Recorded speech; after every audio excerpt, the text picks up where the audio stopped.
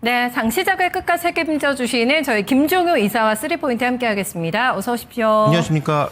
네, 같은 질문을 오늘 또 드려보고 싶은데 박스피 혈이 뚫렸죠, 새 정부 들어오면서. 근데 지금 위치가 3,100을 돌파를 했는데 시장에 대한 속도 어떻게 보고 계실까요? 네, 뭐 지난주와 동일한 얘기를 드릴 수밖에 없는데요. 3,000선 위에서도 가속도를 낼 수 있느냐? 저는 뭐 그렇지 않다라고 보고 있고, 지금 뭐 새 정부에 대한 뭐 기대감, 정책 기대감 이런 것들로 인해서 올라온 종목군들 중에서 우리가 냉정히 따져 보자고요. 상법 통과, 대통령 되자마자 얘기가 6월 5일 날 뭐 통과시킨다 얘기 나왔었어요. 네. 그다음에 지금 민주당 내에 또 뭐 위원회가 꾸려지면서 당장 할 것처럼 얘기되고 있지만 이게 정말 쉬울까 고민해 볼 필요가 있다는 거죠. 네. 뭐 오해 있으실까 봐 말씀드리는데 반드시 될 겁니다. 될 거고요. 다만 그 시기가 대통령이 되고 나서 무언가 협의 없이 전체적인 기업군과의 협의라든지 이런 조율 없이 바로 법으로 밀어붙일 수 있을까에 대한 고민 필요하죠. 물론 제가 이렇게 말씀드리고 나서 이번 주 당장 뭐 통과될 수도 있겠습니다만 아직 뭐 본회의가 합의가 안 돼서 그렇지 본회의 뭐 합의되자마자 뭐 처리할 수도 있겠습니다만 처리된들 그러면 바로 그때부터 무언가 당장 바뀔까? 이 부분에 대해서는 좀 고민이 필요하다라는 거죠. 그러니까 방향이 맞고 해야 될 임에도 불구하고 분명히 버퍼라는 게 필요하단 말이에요. 그래서 네네네. 그 부분 하나 말씀드리고 싶고 두 번째로 지금 실적이 올라온 게 있나? 전혀 없거든요. 지금 우리 기업들의 실적이 좋아질 만한 요인 아무것도 없지 않습니까? 관세? 아직 뭐 부과되지도 않았어요. 그래서 관세와 관련된 게 결정된 것도 없고 오히려 결정을 남겨놓고 있는 시기에 지수는 그때부터 한 300포인트 이상 올라왔단 말이죠. 그렇죠. 예. 그러면 펀더멘탈 없이 주가가 올라왔으면 둘 중에 하나죠. 실적이 올라와서 올라온 게 아니라면 밸류에이션이 올라온 거잖아요. 밸류에이션이 올라오려면 핵심이 뭡니까? 유동성이 그만큼 들어와야 돼요. 그러면 그 유동성의 핵심은 외국인인데 외국인이 방향을 바꾸거나 아니면 전체적으로 들어오는 유동성이 끊기면 과연 추가 가속도를 붙일 수 있을까? 쉽지 않다라고 보고 있는 거고요. 네. 자, 지금 선물의 미결작정 숫자를 보시면 한 24만 계약 정도입니다. 전월물에서의 임계점은 28만 계약이었어요. 계약수로 보면 충분히 아직 여유가 남아있다 이렇게 볼 수 있겠습니다만 파생상품 쪽의 전반적인 움직임을 살펴보면 일단 뭔가 좀 속도 조절을 하고 싶은 모습들이 나타나는 것은 아닐지 좀 이렇게 아직 뭐 우리가 미루어 짐작하기는 어렵지만 저는 지난주부터 이런 부분들에 대해서 언급을 드렸는데 그때보다 지수는 이미 한 뭐 150포인트, 200포인트가 더 온 거예요. 맞아요. 그래서 네. 만약에 그때부터 뭔가 아랫 방향을 구축했다면 그 굉장히 뭐 리스크한 일이지만 지금도 마찬가지입니다. 여기서 뭔가 아랫 방향을 보고 강하게 뭐 선물을 매도를 한다든지 아랫 방향에 대한 투자를 하라는 얘기가 아니에요. 앞서서 여인수 전문가도 얘기했지만 수익이 많이 난 종목, 특히 상반기에 막 2배, 3배 달려온 종목군들에게서 일정 부분의 분할 매도의 시작 시기가 되었다라는 점을 지난주부터 계속 말씀드리고 있는데요. 마찬가지입니다. 더 갈 수 있죠. 그다음에 저는 하반기에도 지수가 더 올라간다면 지수 수익률 정도는 나올 거라고 봅니다만 하반기에 주도주는 아닐 가능성이 높다. 이렇게 보고 있기 때문에 뭐 조방원을 포함한 상반기에 대거 달렸던 뭐 적어도 뭐 3배, 4배 이상의 주가가 올랐던 종목군들에 대해서는 저도 이제 분할 매도 관점에서 보고 종목 교체의 시기가 왔다. 이렇게 좀 보고 있습니다. 네. 유동성과 그다음에 외국인들의 키를 쥐고 있는 상황을 점검을 해보셔야 되겠습니다. 지금 상법 개정과 관련해가지고는 아침에도 멘트 주신 거 제가 얘기를 들었는데 강행하는 거는 리스크가 있다. 일단 충분한 협의 이후에 이뤄지는 게 맞다고 얘기해 주셨는데 단독 보도긴 한데 야당과 협의가 되지 않으면 단독 처리를 할 건데 그게 4달 4일 정도에 할 거라 그런 또 단독 보도가 나왔는데 이렇게 되면 시장에 더 노이즈가 될까요? 아니면 진짜 속도 빠르겠다 해서 더 크게 반응할까요? 일단 그러면 상법 통과를 한다고 하더라도 상법 때문에 올라왔던 지주사 같은 종목군들이 대거 빠질 수 있죠. 왜냐하면 모멘텀은 이미 실현된 거 아니겠습니까? 근데 세론이 된다는 말씀이신 거죠? 그렇죠. 실적은 네. 전혀 올라온 게 없고 주가만 달렸으니 이벤트가 마감되면 당연히 떨어지겠죠. 네네. 그래서 지금 뭐 이번 주부터 말씀드리고 있는데 뭐 금융주, 증권주, 금융지주 이런 종목군들은 뭐 주가도 올라가긴 하겠지만 서서 이제 분할 매도 관점에서 봐야 된다. 그래서 아까 말씀드렸던 뭐 조방원을 포함한 네네. 소위 이제 상법 개정 기대감을 품고 온 종목군들은 실제로 이벤트가 나오게 되면 이벤트가 당장 나온다고 해서 내일부터 뭐가 되는 거 아니고 그다음에 또 하나 이슈가 있습니다. 지금 가장 강하게 움직였던 카카오페이를 비롯한 이 종목군들이 결국 스테이블 코인 기대감으로 움직였는데 달러 스테이블 코인은 말이 되지만 원화는 안정적이지 않은데 원화 스테이블 코인이 말이 되나요? 그 다음에 더 말이 안 되는 건 10억짜리 뭐 아무나 들어올 수 있도록 만들어주는 거? 이게 정말 너무 위험해 보이지 않습니까? 그래서 저는 이거 법안 처음 나왔을 때부터 계속 말씀드리고 있습니다만 우리는 여기에서 과거 이메이드의 그때 사태를 떠올릴 필요가 있다. 소위 이제 이렇게 시장 활성화시키기 위해서 문을 열어주면 그런 얘기를 하기 싫지만 한은과 금융권과 모피아가 그리 우습게 보이나라고 좀 말씀드리고 싶거든요. 지금 정부의 출범해서 가장 힘이 센 시기니까 이들이 입국닷을 하고 있지만 과연 이들이 10억짜리 페이 업체들이 나서서 10억짜리 이제 코인 업체들이 나서서 과연 장악할 수 있는 그런 기득권인가? 네네. 저는 전혀 그렇다고 생각하지 않고 있기 때문에 만약에 민주당이 이것도 억지로 밀어붙여서 뭐 통과시킬 수 있죠. 지금 뭐 거대 여당이니까. 통과시키면 제가 보기엔 이 시장도 초반에는 엄청난 홍역을 겪을 가능성 굉장히 높다라고 보고 있기 때문에 카카오페이도 뭐 고점이 어디인지는 모르나 저는 뭐 서서히 좀 매도 관점에서 봐야 되지 않느냐 이렇게 네. 보고 있습니다. 그렇죠. 세상이 만만해 보이냐라는 멘트가 딱 와닿기도 하고 뭔가 이 독단적으로 분명히 처리하는 거는 여러 가지 노이즈가 있을 겁니다. 조금 속도 조절을 하면서 여러 가지를 찬찬히 살피면서 가는 게 맞지 않을까라는 부분을 계속해서 얘기해 주시는 것 같아요. 어쨌든 뭐 시장의 반응은 먼저 앞서가는 것 같고 일단은 심리는 굉장히 과열되어 있는 것만큼은 확실한 것 같습니다. 여기서 포인트 자세하게 점검하면서 얘기 더 나눠볼게요. 네, 원 포인트 같이 보시죠. 네, 원포인트는 반도체입니다. 반도체 하이닉스가 장중에 29만 닉스 찍었고요. 네, 삼전은 이제 6만 원 안착을 시도하고 있는 상황. 외국인이 또 돕고 있습니다. 이 상황을. 네, 이런 상황에서 마이크론 또 실적 발표 앞두고 있잖아요. 반도체 여전히 고인가요? 네, 반도체는 하반기에 전체적으로 보면 여전히 고라고 볼 수가 있는데 다만 우리가 여기서 시장의 변화 두 가지를 좀 읽을 필요가 있다라는 말씀을 드립니다. 일단 뭐 준비된 차트 제 화면을 한번 보여주시면 연간 기준으로 봤을 때 엔비디아가 5% 올랐어요. 그다음에 지금 브로드컴도 그 내외 정도 올랐습니다. 네. 근데 엔비디아는 이제 사상 최고가 수준까지 올라온 거고 브로드컴은 사상 최고 수준이에요.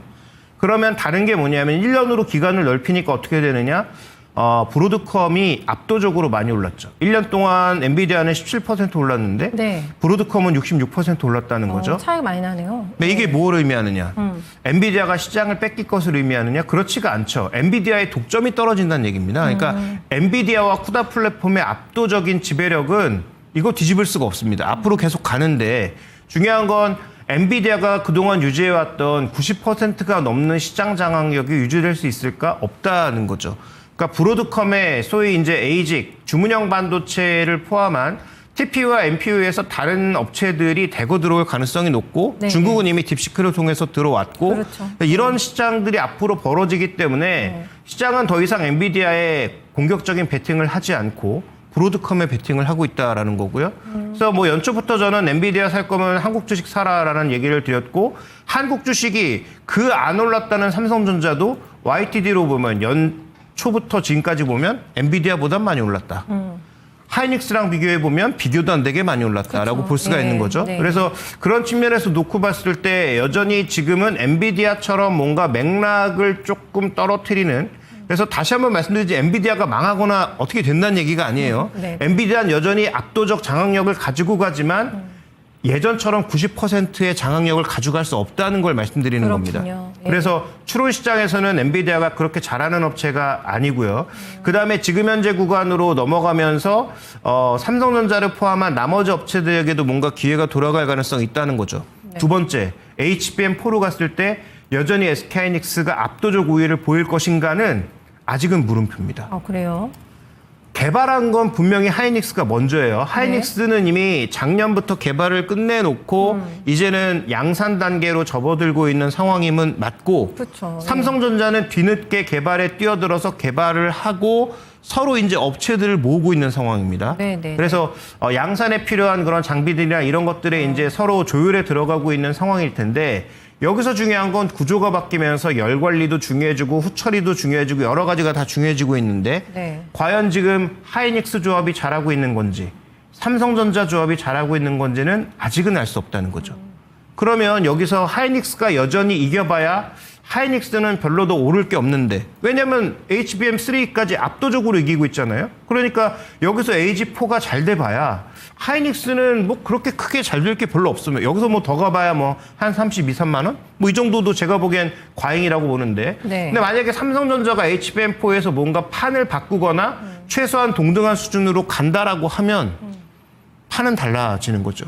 그러면 어디에 베팅하는 게 좋을까는 뭐 각자 판단이에요. 하이닉스가 여전히 된다고 생각하시는 분들은 하이닉스만 사시면 되고 저는 그렇지 않을 거라고 보고 있기 때문에 뭐 저도 여기저기서 뭐 듣는 얘기가 있으니까 저는 아니라고 보고 있기 때문에 뭐 주가가 지금도 잘 안 올라가고 있지만 삼성전자에 저는 베팅을 해 보는 거죠. 네. 너는 샀냐? 전 샀습니다. 저는 이미 뭐 5만 원대부터 계속 사서 모아가고 있는 상황이고요. 그다음에 저는 이걸 뭐 단기적으로 팔 생각이 없기 때문에 뭐 제가 이걸 가지고 있다고 뭐 얘기해도 됩니다. 그래서 전체적으로 저는 지금 구간에서 이 두 가지 바뀌는 판에 다 해당하는 기업이 뭘까? SK하이닉스는 에이직 시장에 뛰어들 수조차 없죠. 근데 에이직 시장에 이미 뛰어들 수 있고 HBM4에서 뭔가 가능성이 보이는 업체는 삼성전자라는 차원에서 저라면 지금도 늦지 않았으니까 삼성전자에도 베팅해 보고 싶습니다. 알겠습니다. 그러면은 하이닉스하고 삼전의 대결이 이제 주가상으로요. 엔비디아하고 브로드컴의 대결로도 될 수 있는 거죠. 그렇게 같이 생각해 볼 수 있는 거죠. 그런 식으로 갈 수 있다는 거죠. 그러니까 하이닉스가 빠지고 삼성전자가 올라간다는 게 아니라 네. 지금부터 출발을 했을 때, 그러니까 오늘 기점으로 만약에 하반기까지 연말까지 쭉 수익률을 한번 누적을 기대 해보면 수익률이 네. 뭐 예를 들어서 지금 뭐 1년 따져보면 엔비디아가 한 20% 오르고 브로드컴 60% 올랐잖아요. 네네. 그런 수익률 격차가 벌어질 수 있다고 저는 보는 거죠. 그러니까 저는 지금부터 투자는 뭐 여전히 욕을 먹을 수도 있겠지만 저는 삼성전자에 투자한다. 저는 이미 투자했고 네. 앞으로도 더 할 거고 그렇게 주변 분들에게도 하라고 말씀드리고 싶다 이 얘기를 드리는 거죠. 네, 명확합니다. 그리고 선택은 또 공은 투자자분들에게 바로 넘겨주셨거든요. 일단은 나는 삼전을 선택했다. 네, 얘기 들어봤습니다. 투포인트 같이 보실까요?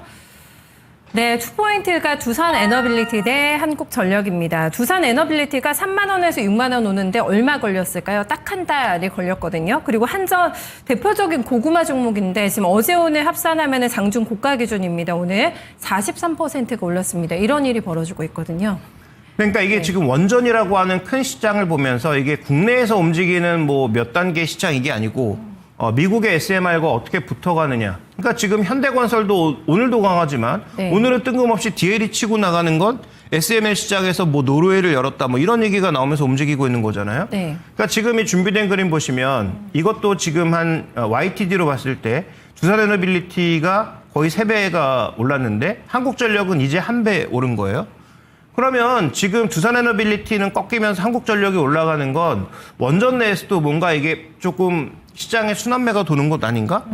이렇게 생각해 볼 수가 있는 거죠. 왜냐하면 네. 원전에 계약을 누가 합니까? 두산에너빌리티가요? 천만의 말씀이죠. 두산에너빌리티는 계약을 할 그 업체 자체가 아닙니다. 그러니까 여러 계약서에서 SMR 쪽에는 일부 뭐 엮여 들어가는 부분이 있으나 우리가 해외 쪽으로 원전에 계약을 들어간다면 그 원전의 주체는 한국수력 원자력이죠. 그러면 한국수력 원자력을 누가 갖고 있느냐? 한전이 갖고 있죠. 그래서 원전 내 종목에서 약간의 이제 종목 교체 타이밍, 그래서 많이 올랐던 종목군들이 쉬어가는 구간에 안 올라간 종목을 찾는 그런 시장 분위기가 더불어서 나타나고 있는 것이다라고 보는 게 제가 보기에 조금 더 맞는 그런 해석인 것 같고요. 그러면 이 양상이 조금 더 이어질 거냐? 이어질 수 있습니다. 그다음에 지금 현재 구간에서 그러면 지금이라도 한국전력 살래? 한국전력은 지금 주가가 이렇게 많이 올랐다고 하지만 여전히 PB 관점에서 보면 이제 0.5배도 안 됐거든요. 맞아요. 예. 그러면 이 종목이 더 올라간다고 한들 뭐 과열? 뭐 이런 얘기가 단기간에는 과열 얘기가 나올 수 있겠지만 정말 과열인가? 라는 어떤 반문을 던질 수밖에 없는 거죠. 그래서 원전 산업에 대해서 투자하실 때 ETF 같은 형태로 투자하시는 분들 빼고 개별 종목에 투자하시는 분들이라면 상대적으로 모멘텀이 좀 덜 반영된 종목군들을 신경 쓰시는 게 하반기에는 조금 더 낫지 않을까라는 판단이고 한전이라는 종목이 워낙 무겁기도 하고 이 종목에 또 여러 가지 요소들이 있잖아요. 정부 정책이 관여하면 언제든지 또 빠질 수 있는 종목이니까. 그렇죠. 네. 그러면 뭐 한전 KPS라든지 뭐 다른 종목군들 프락시할 수 있는 다른 종목군들이 많이 있잖아요. 네. 그래서 그런 종목군들 한번 찾아보시는 것도 원전 쪽에서는 답이 되지 않을까 네. 이렇게 좀 봐야 될 것 같습니다. 두산 에너빌리티와 함께 쌍두마차를 이루면서 원전 시대를 열었던 현대건설이 오늘 또 신고가를 내거든요. 이런 종목들은 어떻게 할까요, 그러면은? 현대건설도 마찬가지죠. 지금 속도가 너무 빠른 건 마찬가지입니다. 그러니까 SMR이 붙어가서 지금 주가가 올라가는 건 맞는데 네. 이것도 지금 실적이 따라가고 있나라고 보면은 그렇게 보기엔 어렵거든요. 지금에 나타나는 거래 증가가 반가운 게 아니고 뭔가 너무 과열 신호가 아닌가라는 생각도 들어요. 네. 그래서 당연히 뭐 대부분들도 말씀하시겠지만 추격 매수 쉽지 않고 오히려 뭐 DL 같은 종목군들이 좀 뒤늦게 쫓아가는 그런 모습이니까. 네네. 그다음에 뭐 삼성물산을 포함한 이런 종목군들도 그럼 SMR 모멘텀이 아예 없느냐? 분명히 있거든요. 그래서 차라리 그런 종목군들 쪽에 좀 더 베팅을 해보는 게 낫지 않을까라는 판단이고, 이건 전제가 원전이라고 하는 이 섹터가 하반기에도 죽지 않는다라는 걸 전제했을 때 나타나는 그렇군요. 흐름인 네. 거죠. 네, 그래서 네. 원전이라는 섹터가 살아있다면 지금은 선도주보다는 2등 종목, 3등 종목 정도에서의 그 격차 줄이기, 이 부분에 좀 더 베팅하시는 게 제가 보기엔 포인트가 된다라고 보고 있습니다. 네. 섹터가 살아있다라는 전제 하에라고 합니다. 지금 너무 올라간 주식보다는 2등, 3등주 안에서도 값어치가 있는 종목을 찾아내는 게 지금 현재 구간에서는 유리하다라는 전략 내주고 있네요. 다음 세 번째 포인트 넘어가겠습니다. 어렵습니다. 섹터를 고르기가. 네, 누가 하락에 베팅하고 있나라는 저희한테 질문을 던져주셨는데 무슨 뜻일까요? 네, 일단 최근 시장이 3,100까지 올라오는 구간에서 누가 하락에 베팅했을까? 개인들만 베팅했습니다. 외국인은 시장을 네. 끌고 왔고요. 그러니까 뭐 반도체를 사든 뭐를 사든 상관없이 시장을 3,100까지 끌고 온 건 누가 뭐래도 2,600에서 500포인트 끌어올린 건 외국인이었고요. 그러면 지금 이제 이 준비된 차트를 하나 보시면 이거 코덱스 인버스거든요. 네. 그러니까 인버스가 줄줄줄 떨어지는 구간에 미친 듯이 산 건 개인들 뿐이에요. 그러니까 아직도 외국인들은 하락의 방향을 명확하게 잡았다라고 보긴 어렵죠. 외국인들은 팔고 있잖아. 뭔 소리야. 외국인들은 속도 조절을 하고 있는 거지 파는 게 아니죠. 그러니까 여기서부터 이해가 잘못된 거다. 하루 이틀 상간에 보면 외국인들이 팔았다고 생각하지만 그 전에 몇 조 원 산 건 왜 따지지가 않습니까? 외국인은 매수의 속도를 조절하고 있는 거지 지금 매도 쪽에 포커싱을 둔 게 아닙니다. 그러면 지금 미련하게 계속 매도에 베팅하고 있는 사람은 개인 투자자들 뿐이라는 거죠. 네. 그러면 생각보다 조정이 잘 안 나올 수 있습니다. 그래서 우리가 여기서 주목해야 될 것은 코덱스 인버스 레버리지든 코덱스 인버스든 소위 인버스 상품 같이 선물 시장이나 옵션 시장처럼 뭔가 급하게 가야 되는 시장이 아닌 뭔가 포지션 이동이 좀 나타나는 것으로 보이는 지수 쪽에 속도 조절에 베팅하는 것으로 보이는 이런 ETF 상품의 외국인들 매수가 대거 증가하면 네. 그게 이제 하락 신호일 수 있고 그다음에 시즌적으로 봤을 때 지금 뭐가 돌아옵니까? 실적은 안 올랐는데 주가만 올랐다고 말씀드렸잖아요. 2분기 실적 시즌이 다음 주부터 시작하죠. 맞아요. 네. 그다음에 다음 주에 또 뭐가 있습니까? 다다음 주겠네요. 다다음 주에 뭐가 있습니까? 관세? 미국과의 관세 협상 결정이 나오죠. 네네. 제가 보기엔 우리는 100% 연장한다로 갈 가능성이 높은데 아마 우리 정부가 그렇게 요구할 가능성이 높은데 그렇겠죠. 네, 과연 트럼프가 그렇게 해줄 것이냐부터 시작해서 봐야죠. 네, 각 업종별로 또 어떤 영향을 미칠 거냐도 좀 따져봐야 되는 시기예요. 그러면 저는 뭐 지금부터는 전혀 흥분할 시기가 아니라는 거죠. 설사 여기서 뭐 종목 몇 종목이 더 뭐 급등락을 한다 한들 흥분하면서 더 베팅을 왜 못했을까? 지금이라도 한번 빚을 끌었을까라는 쓸데없는 생각을 하기보다는 네. 지금부터는 뭔가 이런 변수들을 앞에 두고 외국인처럼 내 과한 포지션을 줄이는 게 더 중요한 게 아닌가? 그렇군요. 그러면 정답은 하락에 베팅하라는 게 아니고 네. 지금부터는 과했던 포지션을 조금 줄이는 방향으로. 그다음에 저는 하반기는 지지난주에 말씀드렸던 2차 전지나 반도체 같은 것들이 조금 더 올라간다라고 보고 있거든요. 네. 그런 종목군들 중에서 아직 안 올라갔거나 내가 모르는 재료가 있거나 이런 종목군들은 무엇인지 살펴보는 게 좀 더 전략상 맞는 것 같습니다. 네. 확실하게 뭔가 딱 정해지기 전까지는 현금도 어느 정도 여유 있게 챙겨둘 필요 있겠어요? 지금 상황에서요? 네, 저는 네. 한 20-30% 정도의 현금을 이미 마련하셨다면 추가적으로 마련하기 쉽지 않고 왜냐하면 네네. 조정이 생각보다 작을 수도 안 있으니까 들어와서, 네. 그런데 만약에 지금 뭐 100% 주식이다 아니면 레버리지까지 썼다 이런 분들은 아까 말씀드렸던 많이 올라간 종목군들 중심으로는 충분히 수익 실현 일부의 수익 실현은 가능하다 이렇게 보고 있습니다. 네. 실적과 관세라는 허들이 또 기다리고 있는 구간에서 외국인들이 왜 속도 조절을 하고 있을까를 생각을 해보고 다시 한번 조금 전략을 가다듬으면서 포트를 좀 조정할 수 있는 기회로 삼아보자. 일단 하반기는 2차 전지와 반도체 쪽에 대한 무게 조금 더 두고 있다는 점 전달해드립니다. 네, 오늘 수고 많으셨습니다. 네, 지금까지 김종우 이사와 함께한 3포인트였습니다.